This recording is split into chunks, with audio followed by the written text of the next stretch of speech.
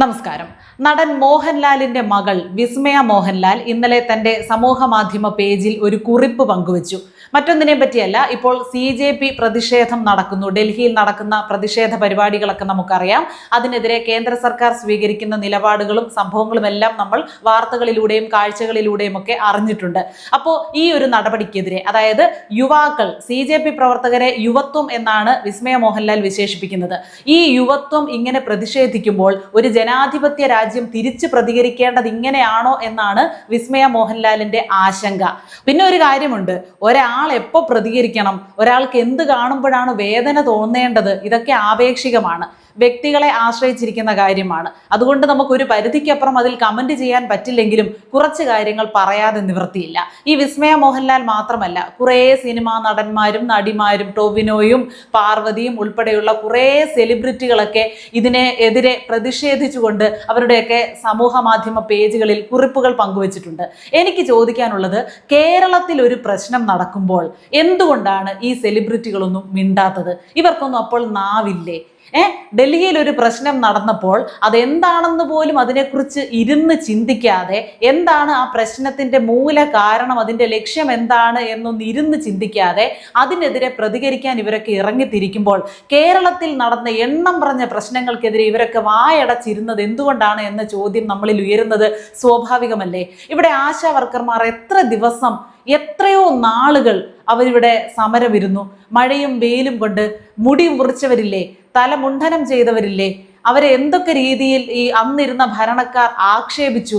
50-100 രൂപ കൂട്ടി കിട്ടാൻ വേണ്ടി എന്തുമാത്രം അവർ ബുദ്ധിമുട്ടി. ഇവരൊക്കെ ആ സമയത്ത് എവിടെയായിരുന്നു? അവരുടെയൊക്കെ പ്രതിഷേധം ന്യായമല്ലേ? അവർക്ക് ന്യായമായ കൂലി കൊടുക്കേണ്ടതല്ലേ? സ്ത്രീകളല്ലേ, നമ്മളെ സഹായിക്കുന്നവരല്ലേ, സാമൂഹ്യ ജീവികളല്ലേ, നമ്മുടെ പൗരന്മാരല്ലേ എന്നൊന്നും അന്നെന്താണ് ഇവരാരും പറയാതിരുന്നത്? അതുകൂടാതെ PSCയിലെ അഴിമതി, യുവത്വം യുവത്വം യുവത്വം എന്നാണല്ലോ ഈ CJP ഇവർ വിശേഷിപ്പിക്കുന്നത്. യുവാക്കളെ ബാധിക്കുന്ന കാര്യമല്ലേ PSCയിലെ അഴിമതി? PSC ഉദ്യോഗാർത്ഥികൾ മുട്ടിലിഴഞ്ഞത് ഇവരാരും കണ്ടില്ലായിരുന്നോ? മണ്ണ് വാരി തിന്നത് ഇവരാരും കണ്ടില്ലായിരുന്നോ? അപ്പോഴൊന്നും പ്രതികരിച്ചില്ലല്ലോ. നവകൊള്ള ബസ് എന്നും പറഞ്ഞ് ഒരെണ്ണം ഇറക്കിയായിരുന്നു കഴിഞ്ഞ സർക്കാർ. അതിനെതിരെ കുറെ യുവാക്കൾ പ്രതിഷേധിച്ചപ്പോൾ അവരെ ഹെൽമറ്റ് കൊണ്ടും ചെടിച്ചട്ടി കൊണ്ടും തലയടിച്ച് പൊട്ടിച്ചു. എന്നിട്ട് രക്ഷാപ്രവർത്തനം എന്ന് അതിനെ വിളിച്ചു. അപ്പോഴൊന്നും ഇതെന്തിനാണ് ഇങ്ങനെ അടിച്ചമർത്തുന്നത് എന്ന ചോദ്യം ഇവരിൽ നിന്ന് ആരിൽ നിന്നും ഉയർന്നു കേട്ടില്ലല്ലോ. കഴിഞ്ഞ ഭരണകാലത്തെ ആരോഗ്യവകുപ്പ് മന്ത്രി ഒരു കരിങ്കൊടി കണ്ട ഉടനെ പെടലി ഒടിച്ച് തൂക്കിയിട്ടുകൊണ്ട് നടന്നു, വലിയൊരു അഭിനയം കാഴ്ചവെച്ചു. ആ സമയത്ത് അതിൻ്റെ പേരിൽ കുറെ യുവാക്കളെ പോലീസുകാർ ദിവസങ്ങളോളം, ആഴ്ചകളോളം ജയിലിൽ അടച്ചു. അതിനെതിരെ ആരും ഒന്നും സംസാരിച്ചു കണ്ടില്ല. ഇവിടെ എന്തൊക്കെ അന്യായങ്ങൾ നടക്കുന്നു, എന്തൊക്കെ അന്യായങ്ങൾ നടന്നു കഴിഞ്ഞു, അപ്പോഴൊക്കെ മിണ്ടാതിരുന്ന ആളുകൾ ചില പ്രത്യേക കാര്യങ്ങളിൽ മാത്രം വായ തുറക്കുന്നത് എന്തുകൊണ്ടാണ്? ഇനി രാഷ്ട്രീയവും മറ്റു കാര്യങ്ങളും ഒക്കെ പോകട്ടെ, നമ്മുടെ രാജ്യത്തെ ബാധിച്ച, നമ്മുടെ ജനങ്ങളെ ബാധിച്ച, നമുക്കൊരിക്കലും മറക്കാൻ കഴിയാത്ത പഹൽഗാം ഭീകരാക്രമണം, ആ ആക്രമണം നടന്നപ്പോൾ എന്തുകൊണ്ടാണ് ഇവരാരും മിണ്ടാതിരുന്നത്? എനിക്ക് അത്ഭുതമാണ് തോന്നുന്നത്. ഒരു പ്രത്യേക രാഷ്ട്രീയ പാർട്ടിക്ക് വേണ്ടിയോ ഒരു ജാതിക്കോ മതത്തിനോ വേണ്ടിയല്ല ഞാൻ സംസാരിക്കുന്നത്, ന്യായമല്ലേ ഞാൻ ചോദിക്കുന്നത്. എനിക്കുണ്ടാകുന്ന ഒരു സംശയമാണിത്. എന്തുകൊണ്ട് നമ്മുടെ സെലിബ്രിറ്റികൾ കേരളത്തിൽ ഒരു പ്രശ്നം ഉണ്ടാകുമ്പോൾ വായടച്ചിരിക്കുന്നു? എനിക്ക് എപ്പോഴുമുള്ള ഒരു പ്രതിഷേധമാണ്, ഈ സൂപ്പർ സ്റ്റാറുകൾ എന്ന് വിശേഷിപ്പിച്ചുകൊണ്ട് തലയിൽ ചുമന്നുകൊണ്ട് നടക്കുന്ന കുറെ ആളുകളുണ്ട്. അവർക്കൊക്കെ അഭിനയിക്കുന്നു, അവരൊക്കെ പൈസ ഉണ്ടാക്കുന്നു, അവാർഡുകൾ വാങ്ങിക്കുന്നു, അതിൻ്റെ പണവും സ്വന്തമാക്കുന്നു, അവരുടെയൊക്കെ അലമാരകളിൽ കൊണ്ട് സൂക്ഷിക്കുന്നു. ഇത് കണ്ട് കൈയടിക്കുന്ന ജനം ഒരു പൊതു പ്രശ്നം ഉണ്ടാകുമ്പോൾ ഇവരുടെ ഒന്നും വായിൽ നിന്ന് ഒരു അഭിപ്രായം പോലും കേൾക്കാനാവാതെ മണ്ടന്മാരാകുന്നു. എത്രയൊക്കെ വലിയ വലിയ പ്രശ്നങ്ങൾ ഇവിടെ നടന്നു. ആ വയനാട് ദുരന്തമുണ്ടായപ്പോൾ ഫണ്ട് വെട്ടിപ്പുമായിട്ട് ബന്ധപ്പെട്ട ഒരുപാട് കാര്യങ്ങൾ പുറത്തു വന്നു. ശബരിമലയിലെ സ്വർണ്ണക്കൊള്ള, അങ്ങനെ എന്തൊക്കെ നമ്മുടെ കേരളത്തെ ബാധിക്കുന്ന, പൊതുവായിട്ട് ബാധിക്കുന്ന, ഇതൊക്കെ ഒരു ജാതിയുടെയോ മതത്തിൻ്റെയോ രാഷ്ട്രീയത്തിൻ്റെയോ മാത്രം പ്രശ്നമല്ല, എല്ലാവരെയും പൊതുവായിട്ട് ബാധിക്കുന്ന ഇങ്ങനെ എത്രയോ പ്രശ്നങ്ങൾ ഇവിടെ ഉണ്ടായിട്ടും ഇവരാരും വായ തുറക്കുന്നത് കണ്ടില്ല. ഇപ്പോൾ ആ CJPയുടെ ഒരു പ്രശ്നം വന്നപ്പോൾ എങ്ങനെ ഓരോരുത്തർക്കും വ്യക്തിപരമായിട്ട് അത് ഉപയോഗിക്കാമെന്നാണ് ഓരോരുത്തരും ചിന്തിക്കുന്നത്. ഇപ്പോൾ കുറെ ആളുകൾ വിമർശിക്കുന്നുണ്ട്, വിസ്മയ മോഹൻലാലിന്റെ പുതിയ സിനിമ റിലീസാകാനിരിക്കുന്നു, അതിൻ്റെ ഒരു പബ്ലിസിറ്റി ഉദ്ദേശിച്ചായിരിക്കും ഇങ്ങനെ മുന്നോട്ട് വന്നത് പ്രതികരണവുമായിട്ട് എന്നൊക്കെ പറയുന്നവരുണ്ട്. അതിനെക്കുറിച്ച് നമുക്ക് വ്യക്തതയില്ല, അത് അവർക്കേ അറിയാവൂ. പിന്നെ ഞാൻ ആദ്യം സൂചിപ്പിച്ചതുപോലെ എന്ത് കാണുമ്പോഴാണ് എനിക്ക് വേദനിക്കേണ്ടത് എന്നത് ഓരോരുത്തരെയും ആശ്രയിച്ചാണ് ഇരിക്കുന്നത്. പക്ഷെ ഇതൊന്നും പറയാതെ നമുക്ക് നിവൃത്തിയില്ല. അഭിപ്രായ പ്രകടനത്തിനുള്ള ശേഷിയുണ്ടോ? ഇപ്പൊ മനസ്സിലായി, വായിൽ നാക്കുണ്ട്, അഭിപ്രായ പ്രകടനത്തിനുള്ള ശേഷിയുണ്ടെന്ന്. അതുണ്ടെങ്കിൽ എന്തുകൊണ്ട് നമ്മുടെ നാട്ടിൽ ഒരു പൊതു പ്രശ്നം ഉണ്ടാകുമ്പോൾ അതിൽ നിങ്ങളാരും നിങ്ങളുടേതായിട്ടുള്ള സംഭാവന വാക്കുകൊണ്ടെങ്കിലും കൊടുക്കുന്നില്ല?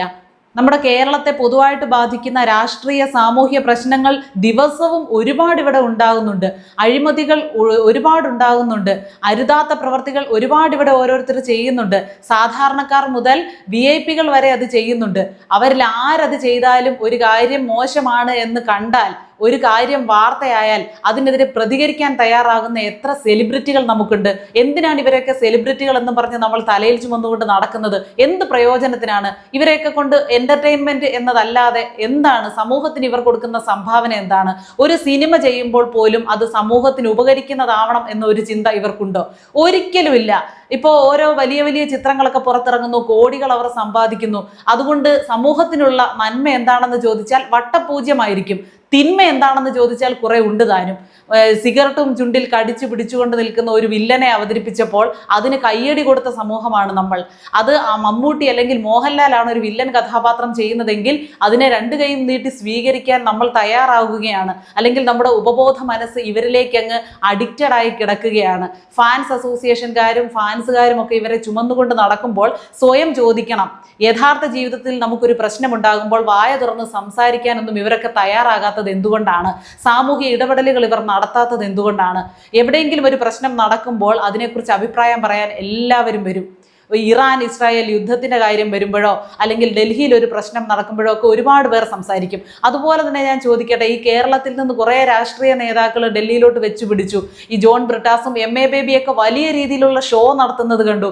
ഇവിടെ ഒരു സമരം നടത്തുമ്പോൾ അതിനോടെന്താ നിങ്ങളാരും ഇത്രയും രൂക്ഷമായിട്ട് പ്രതികരിക്കാത്തത്? അപ്പോഴെന്താ നിങ്ങളുടെ ചോര തിളയ്ക്കാത്തത്? അപ്പോഴെന്താ നിങ്ങൾക്ക് തോന്നാത്തത് ഇത് ജനാധിപത്യ വിരുദ്ധമല്ലേ? ഒരാൾ പ്രതിഷേധിക്കുമ്പോൾ അല്ലെങ്കിൽ ഒരു കൂട്ടം ആളുകൾ പ്രതിഷേധിക്കുമ്പോൾ അതിനോട് നീതി കാണിക്കേണ്ടത്, നീതി പുലർത്തേണ്ടത്, നീതിപൂർവമായിട്ട് പ്രതികരിക്കേണ്ടത് അവിടുത്തെ ഭരണകൂടത്തിന്റെ കർത്തവ്യമാണ് എന്നൊക്കെ അപ്പോഴെന്താ നിങ്ങൾ ചിന്തിക്കാത്തത്? ചിലപ്പോൾ മാത്രം ചിന്തിക്കുന്നതിന്റെ കാര്യം എന്താ? നമുക്ക് വ്യക്തമാണ് ഇതൊക്കെ രാഷ്ട്രീയമായിട്ടുള്ള മുതലെടുപ്പ് മാത്രമാണ് ലക്ഷ്യം. അതിനുവേണ്ടി ഇപ്പോൾ CJP ഉപയോഗിക്കുന്നു, അല്ലെങ്കിൽ യുവാക്കളായിട്ടുള്ള കുറെ പേരെ ഉപയോഗിക്കുന്നു. അതിനെ ന്യായീകരിക്കുകയല്ല. അതായത് പോലീസ് ഇവരെ അടിച്ചമർത്തി എന്ന് പറഞ്ഞ വിഷയത്തിനെ ഞാൻ ന്യായീകരിക്കുകയല്ല. രണ്ടുപേരുടെ ഭാഗത്തും തെറ്റുണ്ട്. പോലീസ് അതിക്രൂരമായിട്ട് സ്ത്രീകളെ ഉൾപ്പെടെ മർദ്ദിക്കുന്ന ദൃശ്യങ്ങളും നമ്മൾ കണ്ടിട്ടുണ്ട്. അതിനോടൊപ്പം തന്നെ പോലീസുകാരെ തിരിച്ചിവർ വലിയ രീതിയിൽ മർദ്ദിക്കുന്നത്, പോലീസ് വാഹനങ്ങൾ, ഒരുപാട് വാഹനങ്ങൾ വലിയ വലിയ കട്ടകൾ ഉപയോഗിച്ച് എറിഞ്ഞ് തകർക്കുന്ന ചിത്രങ്ങൾ, ദൃശ്യങ്ങൾ, നമ്മുടെ ട്രെയിന് കല്ലെറിയുന്ന ദൃശ്യങ്ങൾ, ഇതൊക്കെ പുറത്തു വന്നിട്ടുണ്ട്. അപ്പൊ ഏതെങ്കിലും ഒരു വിഭാഗത്തിനെ മാത്രം നമുക്ക് തെറ്റു പറയാനോ അനുകൂലിക്കാനോ നിർവാഹമില്ല. രണ്ടുപേരുടെ ഭാഗത്തും തെറ്റുണ്ട്. പക്ഷെ നമ്മുടെ രാജ്യത്തിനെതിരായിട്ട് ഒരു സമരത്തിന് പുറപ്പെടുമ്പോൾ നമ്മൾ ചിന്തിക്കണം, എൻ്റെ രാജ്യത്തിൻ്റെ സമാധാനമല്ലേ, എൻ്റെ രാജ്യത്തിൻ്റെ കെട്ടുറപ്പിനെയല്ലേ ഇത് ബാധിക്കാൻ പോകുന്നത്? ഞാൻ ഈ ചെയ്യുന്നത് ശരിയാണോ എന്ന് ചിന്തിക്കേണ്ട ബാധ്യത ഓരോ പൗരനുമുണ്ട്. നമ്മുടെ നാട്ടിൽ ജീവിച്ചുകൊണ്ട് നമ്മുടെ നാടിനെതിരായിട്ട് ഒരു കാരണവശാലും ചിന്തിച്ചുകൂടാ. എന്തെങ്കിലും ഒരു പ്രശ്നം ഉണ്ടാകുമ്പോൾ അതിന് പരിഹാരത്തിനെയാണ് നമ്മൾ ശ്രദ്ധിക്കേണ്ടത്. അതിലേക്കാണ് നമ്മുടെ ശ്രദ്ധ കേന്ദ്രീകരിക്കേണ്ടത്. ഇത് പരിഹാരമല്ല, കലാപമാണ് ലക്ഷ്യമിടുന്നത്. ഒരു പ്രശ്നമുണ്ടായാൽ അതിനെ മുതലെടുക്കുക എന്നതാണ് ഇപ്പോഴത്തെ ഒരു ട്രെൻഡ്. അതിന് പരിഹാരം കാണുക എന്നുള്ള ഒരു സംഭവം ഇവിടെ നടക്കുന്നില്ല.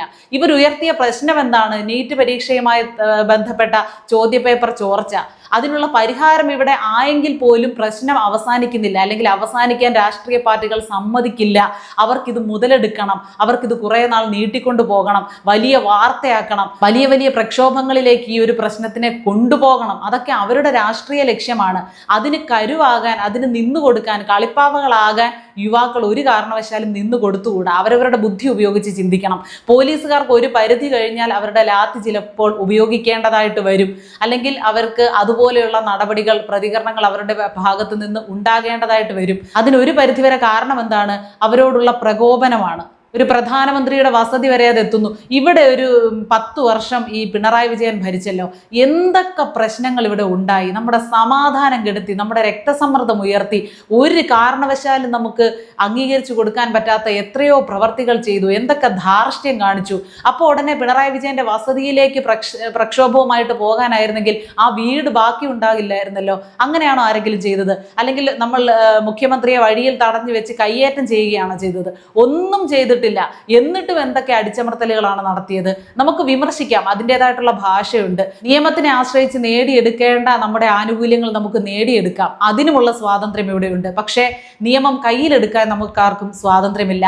രാജ്യത്ത് കലാപം അഴിച്ചുവിടാൻ നമുക്കാർക്കും സ്വാതന്ത്ര്യമില്ല. അങ്ങനെ ഒരു സ്വാതന്ത്ര്യം ഉണ്ടെന്ന് തെറ്റിദ്ധരിക്കുകയാണെങ്കിൽ അത് നമ്മുടെ വെറും തെറ്റിദ്ധാരണ മാത്രമാണ്, നമ്മുടെ വിവരദോഷം മാത്രമാണ്. ഇത്തരം പ്രക്ഷോഭങ്ങളെയൊന്നും ഒരു കാലത്തും അനുകൂലിക്കാതിരിക്കുക. രാജ്യത്തിന്റെ സമാധാനമാണ് പ്രധാനം, സുരക്ഷയാണ് പ്രധാനം. ഇപ്പോൾ ദാ പശ്ചിമേഷ്യൻ യുദ്ധമൊക്കെ നടക്കുന്ന സമയത്ത് ഇന്ത്യക്ക് വലിയ രീതിയിലുള്ള ബുദ്ധിമുട്ടുകൾ നേരിടേണ്ടി വരുന്നുണ്ട്. നമ്മുടെ രാജ്യമായതുകൊണ്ട് നമ്മൾ വളരെ വലിയ തോതിലൊന്നും അതൊന്നും അറിയുന്നില്ല. കുറേ കാര്യങ്ങൾ പരിഹരിച്ചു വിടാനുള്ള ശേഷി ഇന്നിപ്പോൾ ഇന്ത്യക്കുണ്ട്. നമ്മുടെ രാജ്യത്ത് ജീവിക്കുന്നതിൽ നമ്മൾ അഭിമാനം കൊള്ളണം. ഇവിടെ നമുക്ക് ഒരുപാട് സ്വാതന്ത്ര്യമുണ്ട്, അഭിപ്രായം പറയാനുള്ള സ്വാതന്ത്ര്യമുണ്ട്, തെറ്റാണെങ്കിൽ അതിനെ ചൂണ്ടിക്കാണിക്കാനുള്ള സ്വാതന്ത്ര്യം എല്ലാം ഉണ്ട്. പക്ഷേ അത് ദുരുപയോഗം ചെയ്യാതിരിക്കണം.